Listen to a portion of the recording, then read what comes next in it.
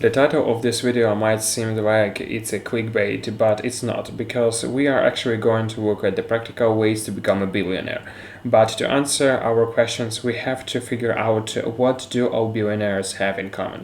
They have built monopolies in their respective industries. The proceed of the making the monopoly is pretty much the same in every industry. So today we will take a look at how to build a monopoly. Of course, you probably won't be able to monopolize the gas oil market as John Rockefeller did over 100 years ago, because the competition is fierce, and the competition against nations with more oil resources is the recipe for disaster.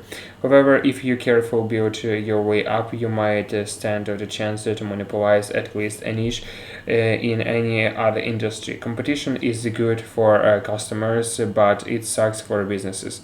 For example, Ford had a revenue of the $156 billion in 2017, but its net income was only 7.6 billion, while Facebook, who has monopolized social media, made over twice that amount, 15.6 billion, with a significantly smaller revenue for $40.6 billion.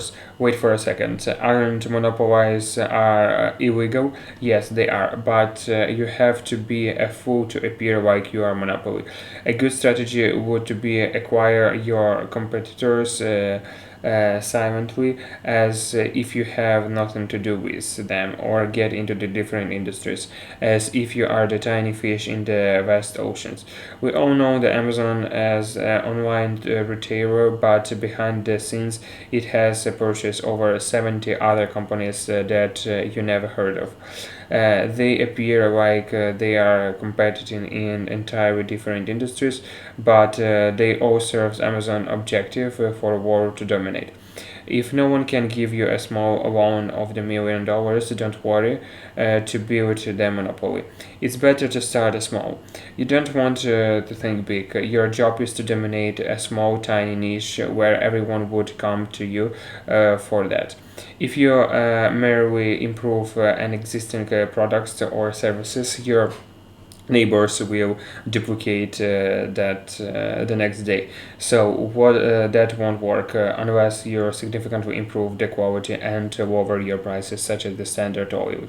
So your best options is to provide solutions to a problem that people aren't even aware of.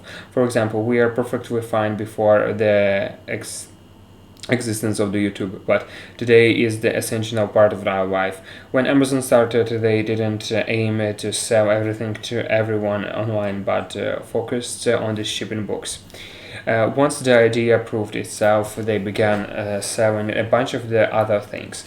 However, you have to keep in mind that your idea should be scalable since the beginning. If your business won't get stronger as it grows bigger, you are doomed to fail. For example, for a Walmart to get now customers, they will have to spend millions to build another stores, but for Amazon it costs almost nothing, and the new customers is simply a few clicks away. And that's the case with every other monopoly that exists: Google, Facebook, and others.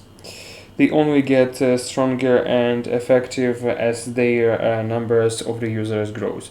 Their power lies on their sociability, because that's what prevents new competitors to take over them. However, becoming a monopoly isn't as difficult as it staying a monopoly. Many have conquered industries and rose to the top, but lost their innovative spirit along the way. So were brought down by the new rivals. That's why you should acquire your potential competitors while they are still small, like Facebook does. Instagram had all the chances to break Facebook's monopoly, but Facebook gave them an offer they couldn't refuse. The same things happens to WhatsApp and Messenger. In case if your competitors aren't willing to work with you, you should shut them down while you still can. Otherwise, your downfall might be on the horizontal.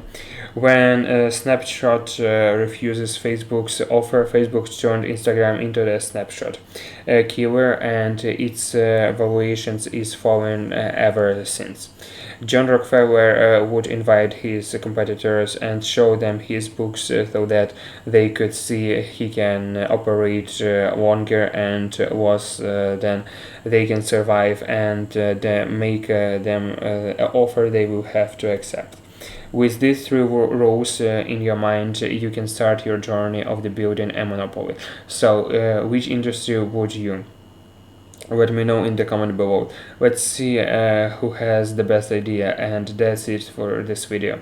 Give this video a huge like if you have enjoyed this video, and if you want the next video to appear on your homepage, then subscribe and turn on your notifications. Thank you for watching, and I will catch you in the next one.